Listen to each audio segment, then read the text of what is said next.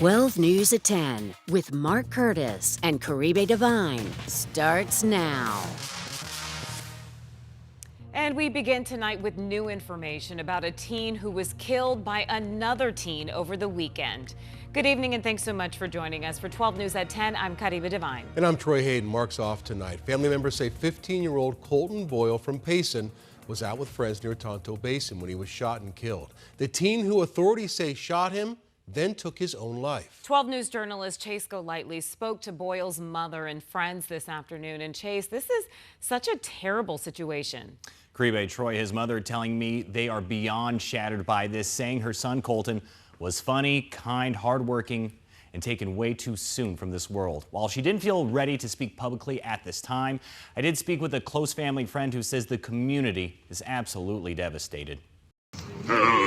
Video of Colton Boyle showing what he loved to do. Go, Cole. The kid just eat and breathe rodeo. He just loves cowboying. Family friend Brett Flaherty. Colton's a big part of our life. Has known him for years. He's just a good kid. He likes to have fun. Saying Boyle enjoyed roping competitions and would travel around the state to do it. Just a fun kid to be around. What stuck out to Flaherty is even at just 15 years old, he says Boyle always showed respect toward others. You can always feel his gratitude and, his appreciation. And had such a long life ahead of him. Such an unfortunate accident could happen to such a really just fine young man. On Saturday night, in a remote area of the Tonto Basin, the Gila County Sheriff's Office says a group of teens and young adults were out drinking when one of them, a 15-year-old, fired a gun and hit another teen. Family identifying that victim as Boyle. Then the teen who fired turned the gun on himself and ended his own life. Family says Boyle was airlifted to a Phoenix hospital and put on life support, but less than 24 hours later, he died from his injuries,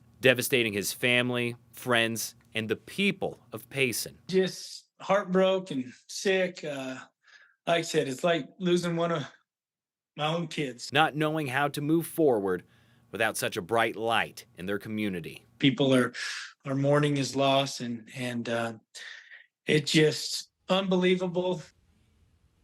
Now, I did reach out to the Gila County Sheriff's Office for additional information on this case, including the name of the teen who fired that gun and a possible motive behind all of this. They declined to comment, saying this case is still under investigation. Live in the studio, Chase Golightly, 12 News. All right, Chase, thank you. An elderly woman has died after being hit by a car in North Phoenix last night. It happened near 3rd Street and Bell Road. Investigators with the Phoenix police say that the woman was crossing Bell Road in the crosswalk, but the lights cycled through as she was crossing, and then she was hit by a car who had a green light. 82-year-old Vera Seherlich died of her injuries at the scene. The driver stayed at the scene and did not show any signs of impairment. We have a sad update to a story we first covered as breaking news last week. An 8-year-old boy who was crushed by a falling statue at the Arizona Biltmore has now died of his injuries. The statue is near the entrance to the hotel. You can see it on the ground here. And it's similar to several others all over the property. One of the original parts of the Biltmore designed by architect Frank Lloyd Wright. It's still unclear what caused it to fall. An investigation now underway to find out what happened. If you get your electricity through SRP, your monthly bill could be getting more expensive next year. Right now, SRP's board of directors is reviewing a proposed price increase. The company says that customers could see their bill go up by about 3% or about $5.60 on average. SRP will vote on the proposal on February 27th, and if approved, the hike could take effect in November. All right, let's talk about weather with meteorologist Lindsay Riley. Here we are picking up in December the way we left off in November, October, talking about a heat record? Yeah, I thought we left this over the summer. I was hoping for that. Now today we were 3 degrees shy of a record. We topped out at 81.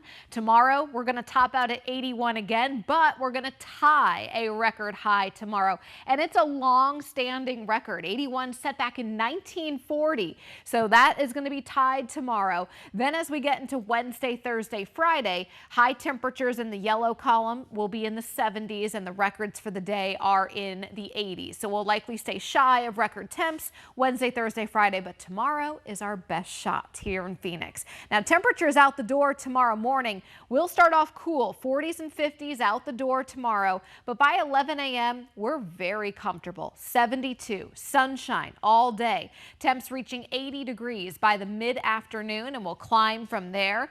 Along the rim, we're looking at low 60s, and we're also looking at low 60s in Prescott by 1 p.m. and in the Flagstaff area, high temps will be in the 50s. Caribe. Thank you. Authorities have dismantled an international truck theft ring that was operating in Arizona. The Maricopa County Attorney's Office announced indictments for 4 men convicted of stealing 22 trucks across the valley, totaling $1.4 million in value. They're accused of placing fake license plates onto trucks and then driving them across our southern border and then selling them for cash in Mexico. Law enforcement agencies began to connect the dots back in October when a homeowner in Waddell caught the men on surveillance video. Maricopa County Attorney Rachel Mitchell says that she hopes the indictments serve as a warning to criminal organizations in Mexico. The message would be this is not the place to come. We believe in setting bail here, so you're not going to be getting out so you can return home. We believe in prosecuting and holding people accountable, so it's very likely that you're going to end up in prison. Jorge Aguilar and Anthony Reyes, Luis Rodriguez, and Douglas Zelaya are now facing dozens of felony charges tied to the organized theft ring. For the 3rd year in a row, firearm injuries are the leading cause of death for teenagers from 15 to 17 here in Arizona. And that's according to a report just released. 12 News journalist Colleen Sikora speaking to one dad who wants action. Nearly 4 years. Losing him was just a great loss in our family. Greg Gutierrez has lived without his son, Jaden Torres. We all loved him dearly. At 16 years old, Jaden was shot and killed near 19th Avenue in Missouri in February 2021. You guys still don't have justice? No. Haven't heard nothing, actually. All we heard is just more reports of other kids getting taken from their families as well. 2021, the first year the Arizona Child Fatality Review Team found firearm injuries as the leading cause of death in teens 15 to 17 years old in Arizona. Since then, it's increased more than 20% in that age group alone. Nothing's being done about it. It's just getting worse in an area that really needs the attention on it.